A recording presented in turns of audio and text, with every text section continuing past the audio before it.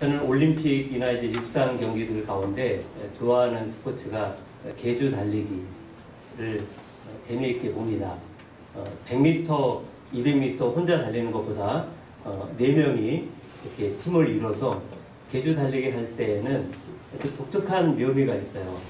첫 번째 주자가 아무리 잘 달렸어도 뭐예요? 그 중간에 뭐가 있죠? 이 바톤을 정확하게 전달해 주지 못하면 첫 번째 주자가 그냥 떨어지고 두 번째가 역전을 하더라고요. 그게 세 번째에도 바뀔 수도 있고 네 번째에도 바뀔 수가 있다 보니까 아무리 혼자 잘 달리는 사람이라 한다 할지라도 서로 간에 이 팀워크가 맞고 서로 간에 이렇게 같은 속도로 조율되어 있지 않으면 혼자서 할 수 없는 경기다 보니까 이것이 보는 사람들에게 이 감동과 감격과 마지막까지 역전할 수 있다라고 하는 그런 기대감을 주기 때문에 참 이 스포츠를 좋아하는데, 생각해보면 오늘 우리도 이 역사 가운데 우리가 전 역사를 다 감당하지 못하잖아요. 태어났다가 아무리 오래 살아도 요즘은 100세 세대라고 하지만 100세까지 살아가는 것도 참 쉽지 않습니다. 아무리 오래 살아도 이제 100년인데, 그렇다면 우리는 이제 어차피 죽어야 된다면 그 다음 사람들에게 우리가 살아왔던 인생의 모든 경험을 다 고스란히 넘겨주고 우리는 이제 하나님 부르면 부름을 받아야 합니다. 마치 계주 달리기 선수처럼 나 혼자 살 수 있는 것이 아니고 또 나 혼자 신앙생활 할 수 있는 것도 아닙니다. 그런 의미에서 오늘 이 사도행전 말씀을 통해서 우리가 살펴볼 제목은 복음 전달자라고 하는 제목입니다. 오늘 여러분, 이 사도행전이 그 위치가 어디쯤 되냐면 예수님이 죽으시고 부활하신 다음에 승천하시기 바로 그 직전, 예수님이 부활하신 다음에 승천하시기까지 무려 40일 정도 있었습니다. 그 40일 중간에 이 우리가 지금 읽은 그 부분이 나옵니다. 왜냐하면 1장 8절이 예수님 마지막 그 명령이기 때문에 그렇습니다. 고스란히 이것은 사복음서의 그 끝에하고도 같은 시간에 걸쳐져 있습니다. 그런데 이 사도행전을 쓴 저자가 누구냐면, 여러분 그 누가복음 아시죠? 누가복음을 기록한 의사 누가가 바로 이 사도행전을 기록을 했습니다. 그러다 보니까 누가복음 1장에 가보면 누가복음을 누구에게 썼다라고 하는 그 이름이 나오는데, 데오빌로라고 하는 사람이 1장 3절 누가복음에 나온다면 지금 읽은 사도행전 1장 1절에도 똑같은 인물이 나와요. 데오빌로. 그래서 누가복음은 전편이고 사도행전은 후편입니다. 그렇게 되어 있는데, 누가가 복음서를 기록할 때에는 그 복음서의 주인공은 누구예요? 예수님이에요. 예수님이 이 땅에 오셨고 그 예수님이 오셔서 우리에게 하나님의 말씀을 선포하시고 그 말씀을 통해서 믿는 자들이 생기고 또 제자들이 생겨서 예수님은 독특하게 12명의 제자를 뽑으시고 그들과 함께 동고동락하면서 주님의 그 모든 가르치심을 가르치고 그들을 훈련시키고, 그것뿐만 한 것이 아니고 기적을 베푸시고 하나님이 어떤 하나님이신지 그 하나님에 대해서 예수님은 아주 자세하게 사복음서를 이렇게 기록을 했는데, 그 기록된 모든 복음서가 이제 끝나고 이제 사도행전으로 넘어갈 때는 사도행전의 주인공은 누구일까요? 예, 그 이름이 나와있죠. 사도라고 하는 예수님의 제자들. 예수님의 제자들이 이제 사도행전의 주인공이고, 예수님은 이제 가시는 분이시고 이제 중심 세력이 예수님을 따랐던 제자들에게 이렇게 연결되어져 가는 그런 위치가 사도행전 1장이에요. 2장부터는 확연하게 다른 분위기로 확 바뀌어져요. 아직 2장에서는 제자들이 성령을 받지 않은 그 상황에 지금 1장에 놓여 있다는 것입니다. 그렇기 때문에 누가는 사도행전을 통해서 누가가 복음서를 기록했다 그랬잖아요. 예수님이 어떠한 분이신지, 그 예수님이 어떻게 우리에게 사역하셨는지. 여러분, 계주로 다시 돌아가 보면 그 첫 번째 생각해 볼 것이, 계주에서 중요한 게 개인의 역량이겠지만 아까 뭘 전달해 준다 그랬어요? 바톤을 줘야 되잖아요. 개주 선수들은 개인 훈련도 있지만 바톤하는 연습을 가장 많이 해야 돼요. 아무리 잘 달려도 바톤을 못 주면 그냥 우리 속된 말로 말짱 노루먹인 거예요. 아무 의미가 없어지는 거예요. 자, 그런 의미에서 누가는 예수님의 말씀을 마치 바톤처럼 준비했다가, 그렇게 기록했다가, 누가복음으로 기록했다가 그것을 지금 누구에게 전달해 주고 싶은 거예요? 제자들. 12제자뿐만 아니라 예수님을 따르는 그 많은 제자들에게 복음이라고 하는 그 바톤을 전달해 주고 있는 과정이 우리가 지금 읽은 사도행전입니다. 저는 그래서 오늘 이 첫 주일 설교부터 앞으로 이제 사도행전을 쭉 이렇게 살펴보려고 합니다.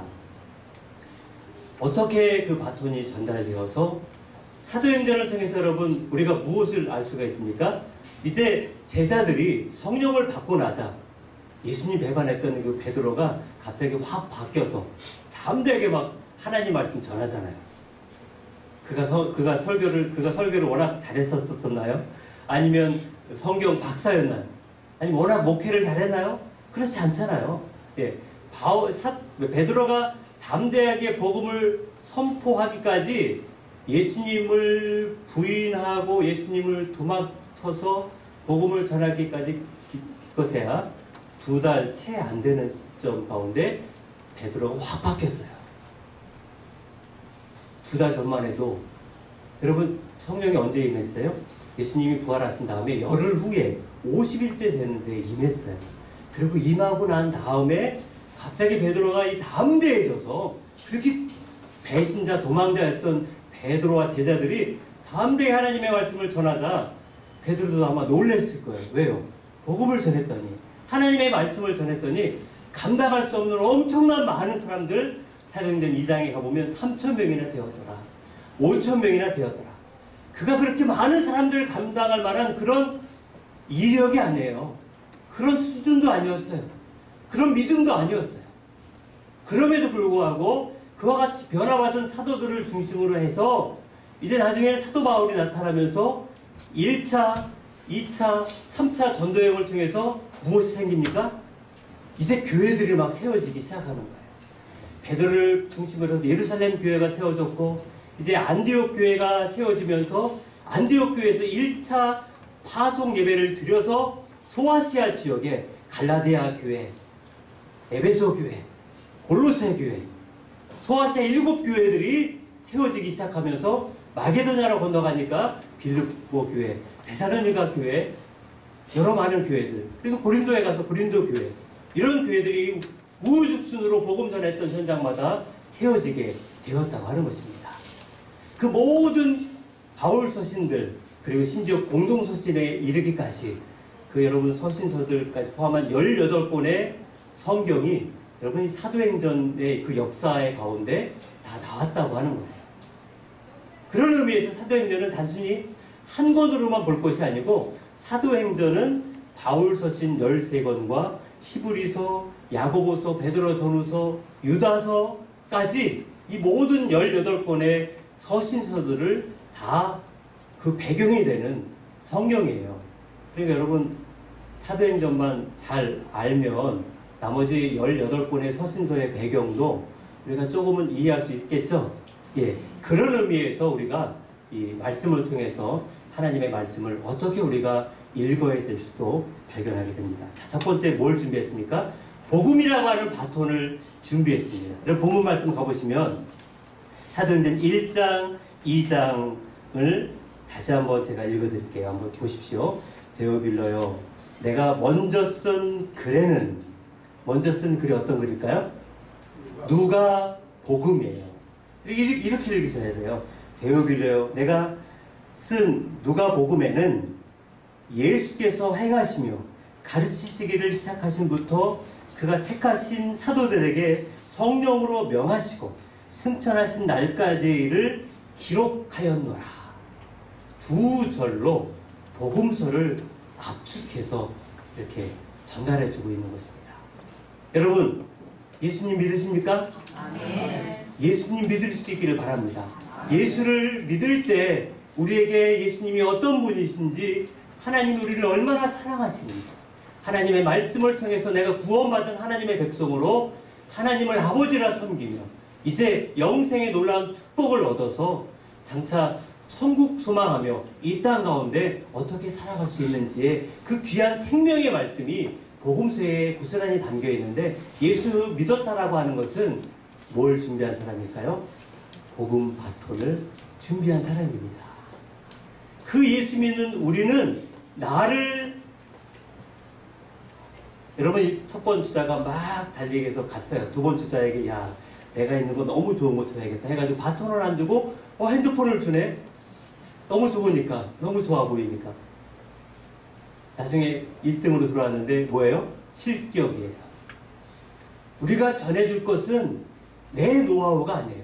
예수 믿었다면 우리는 복음을 전해줘야 될 그 전달자의 사명을 받으신 줄 믿습니다.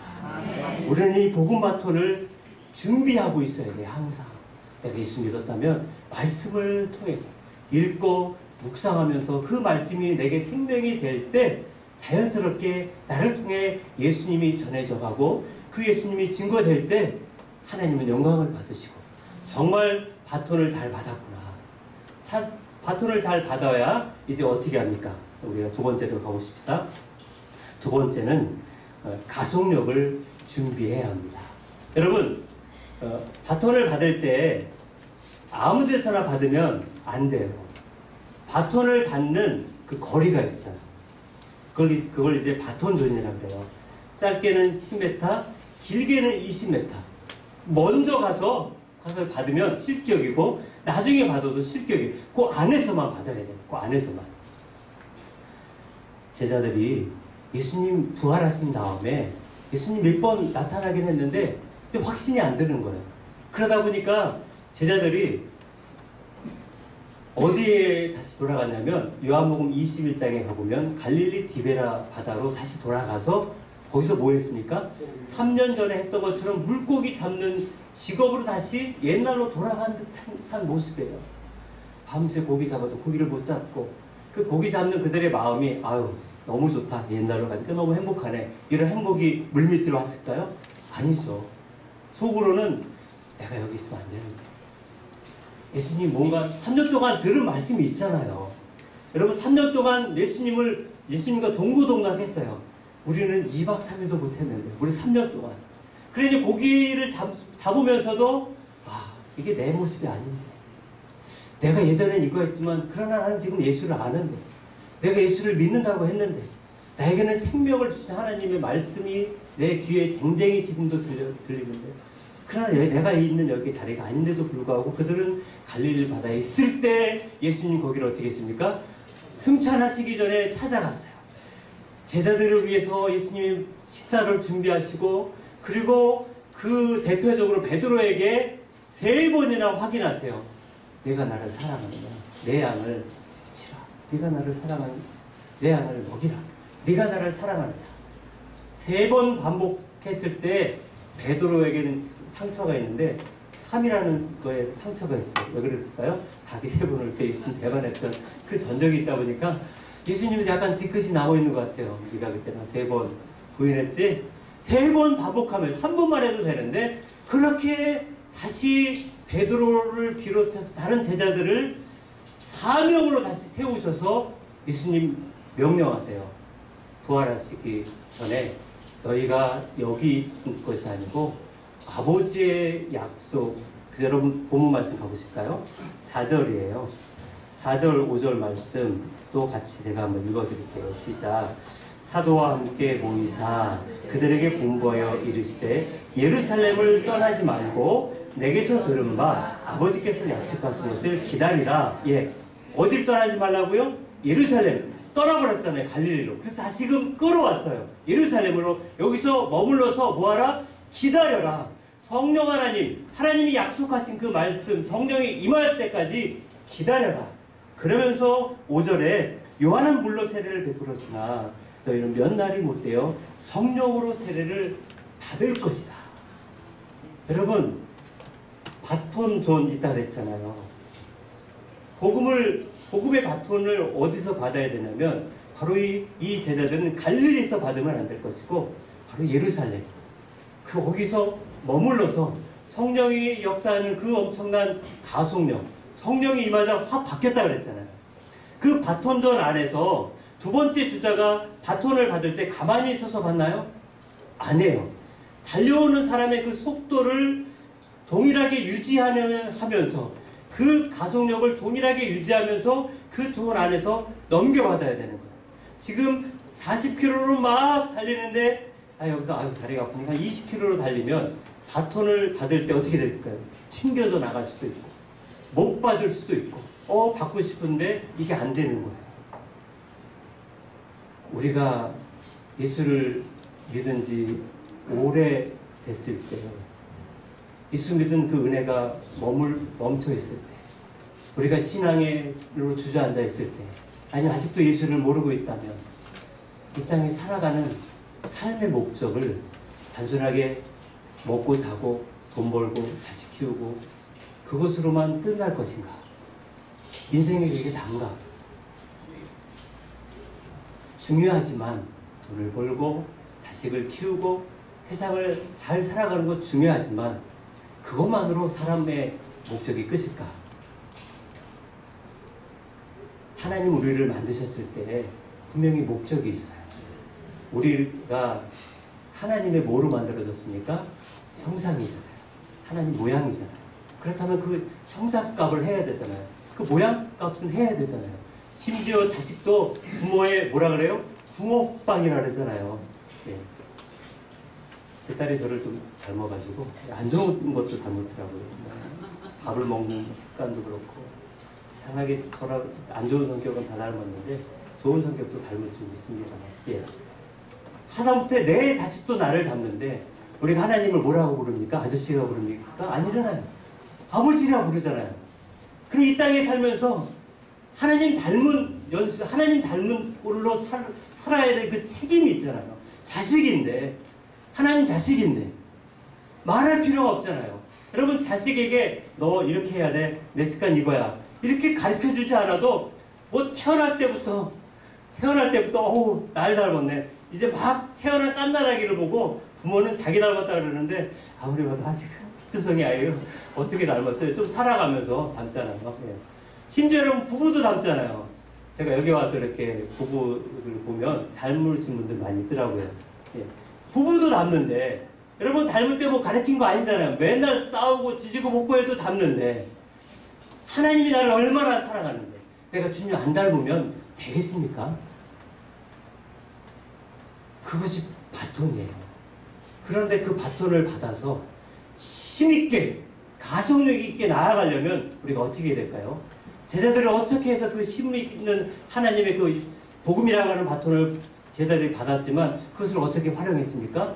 이제 사도행전 2장에 가보면 성령의 충만함을 받고 성령의 세례를 받은 제자들은 얼마 전까지만 해도 배신자였고 예수님 모른다라고 이렇게 부인했던 이 제자들이 확 바뀌어져서 복음을 담대히 전했어요. 그들이 복음을 전했더니 신기하게도 많은 사람들이 죽기로 돌아왔습니다. 심지어 교회를 막 세웁니다. 집사가 빌립 집사 사마리아에 가서 복음 전하고 예수 믿고 스데반 집사는 순교까지 하는 그런 그 집사나 우리 집사나 다른 집사일까요? 물론 또 예수님을 직접 봤으니까 좀 다를 수 있겠지만 저는 다르다 생각하지 않아요. 그때는 그 집사들을 사용했습니다. 그러나 지금은 우리들을 하나님은 사용하시길 원해요. 우리에게 바톤을 주었다면 우리는 그 바톤을 넘겨받아야 될 가속력을 우리가 끌어올려야 될 책임이 있는데 여러분 사도행전 1장 14절 가보십시다. 사도행전 1장 14절 같이 한번 읽어볼까요? 시작. 여자들과 예수의 어머니 마리아와 예수의 아우들과 더불어 마음을 같이하여 오로지 기도에 힘쓰니라. 예수님 부활 승천하신 다음에 오순절 성령이 임할 때까지 열흘이라는 시간 동안 뭐 했을까요? 전혀 기도에 힘썼어요. 성령이 임하기를. 이외에도 그들은 끊임없이 성전에 모여서 기도하기를 애썼습니다. 왜요? 전도하는 거 내 마음대로 되나요? 저도 전도훈련들 주일학교, 저도 이제 주일학교를 또 오랫동안 했었는데, 교육전도사를 24살 때부터 교육전도사를 해서 부목사 할 때까지는 계속 전도사 생활을 했고, 그때도 계속 사역리도 배우고, 그러는 채, 여러 전도 프로, 어린이 전도회 가서 막 훈련도 받고, 나중에 부목사가 된 다음부터는 전도 폭발 훈련도 받고, 여러 가지 많은 전도 프로그램을 다 받았어도, 전도 나아갈 때는, 사람 만나서 복음 전할 때는 설교하는 것부터 더 어렵더라고요. 지금은 솔직히 전도 나가는 게 제일 힘들어요. 왜냐하면 저 사람 생파 모르는 사람이, 저 사람이 나를 목사라고 대우해 줄 것도 아니잖아요. 전도지 주려고 그러면 휑하니 무시하는 그 무시한 눈빛을 한번 보는 순간 다음부터는 나가고 싶지 않은 거예요. 전도하는 게 얼마나 힘들고 어렵습니까? 정말 힘들고 어려워요. 그건 평생 어려워요. 그렇다고 안 하면 되겠습니까? 그런데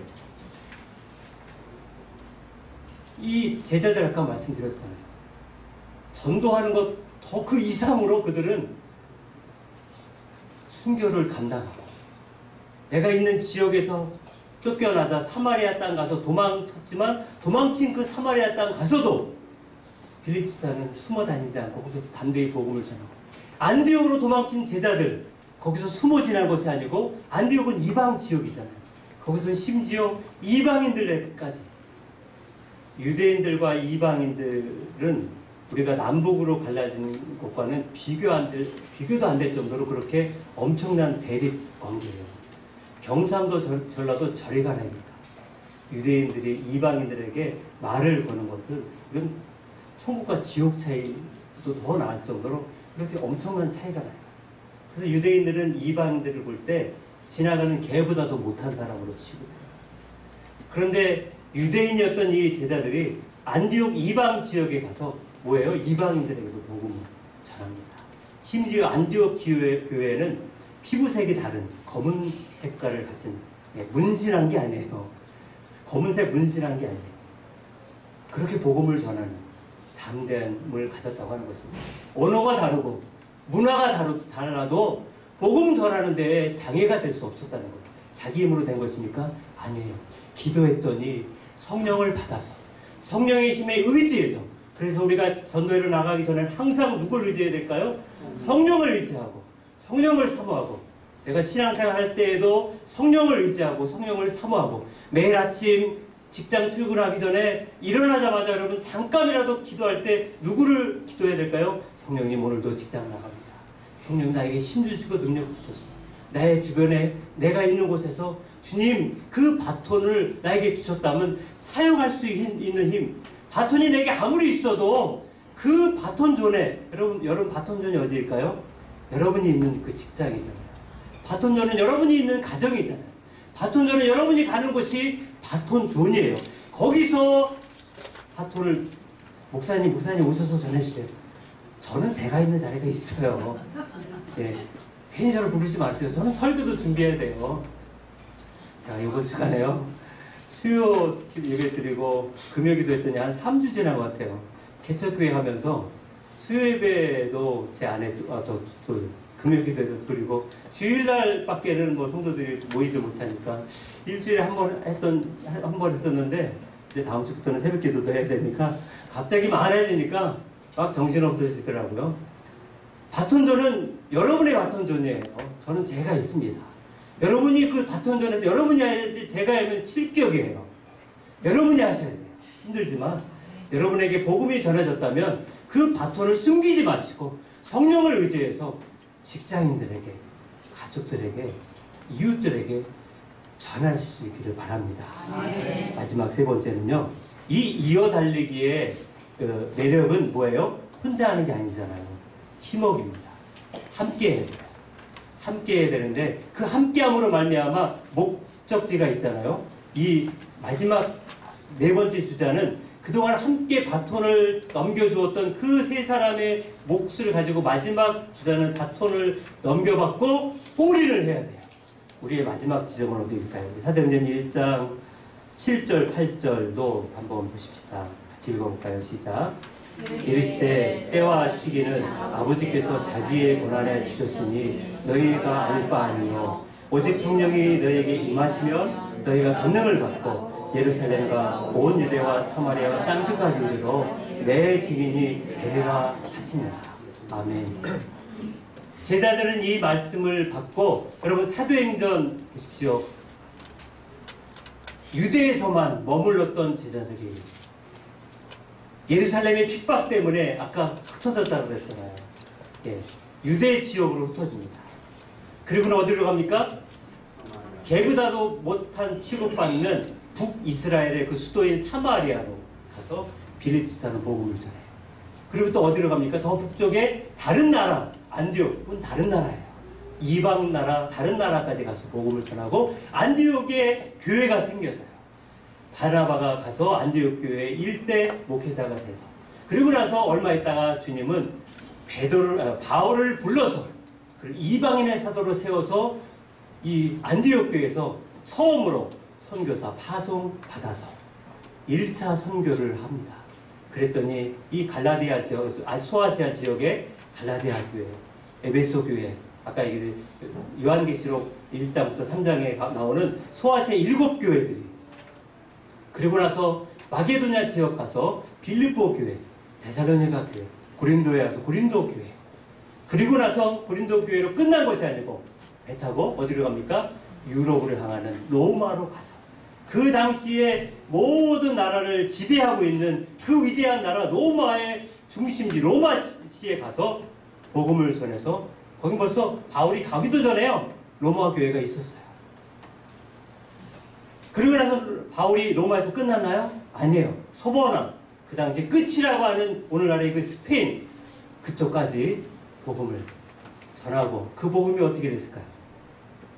여러분, 누가가 사도행전을 기록할 때 이 예루살렘과 유대까지를 어디로 했냐면 사도행전 1장부터 7장까지가 예루살렘과 유대까지, 그리고 사마리아 8장에 사마리아 나오고 8장부터 12장까지는 사마리아를 중심으로 해서 뭐 요파 그 근방에 있는 해서 복음을 전합니다. 13장부터 마지막 장까지는 땅끝까지 복음 전하는 사도 바울로 바뀌어서 가요. 오늘 그 땅끝까지의 명령은 제자들에게만 국한되어 있지 않습니다. 제자들은 2000년 전의 사람입니다.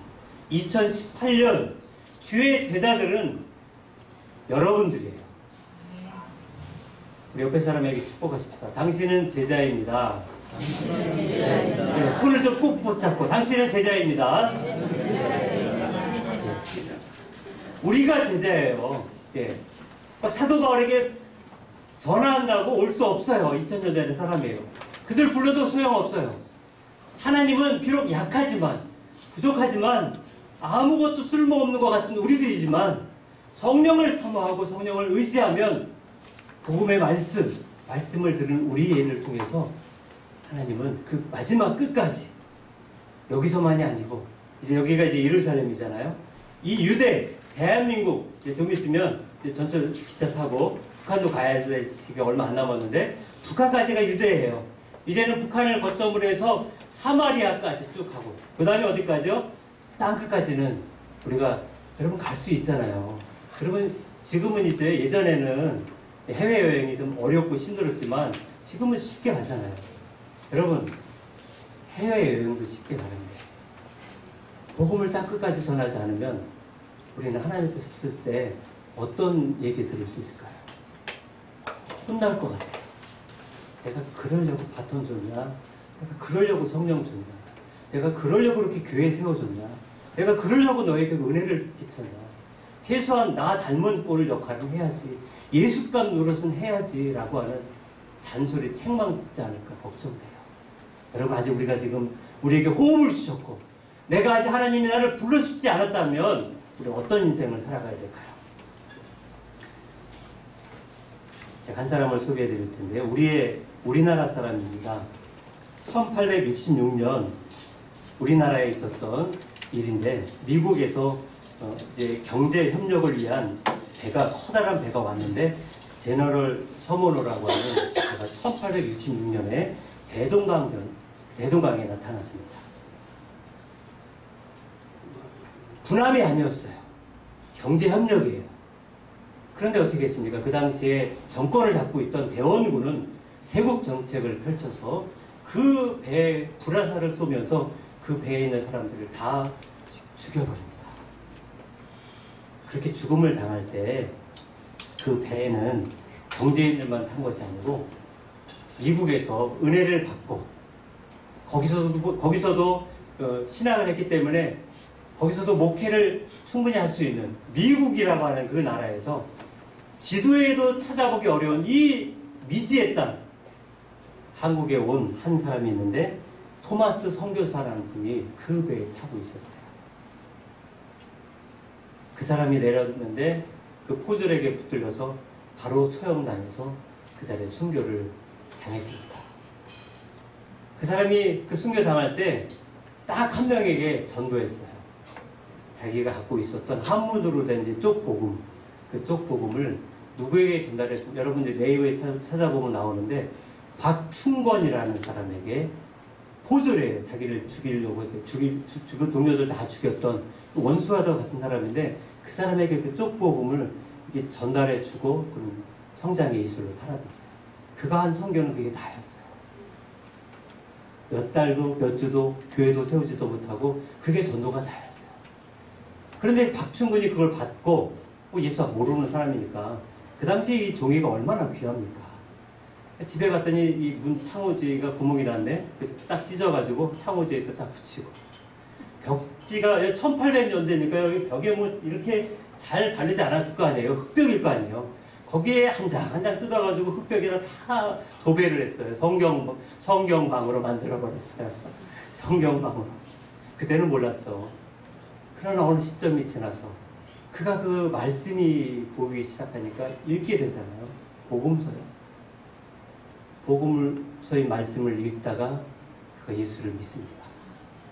그래서 그가 나이가 60이 되었을 때 우리나라 그 최초의 교회라고 하는 평양의 널다래 교회, 나중에 그가 장대현 교회가 됐는데, 마펜 목사로부터 그가 60의 나이에 세례를 받습니다.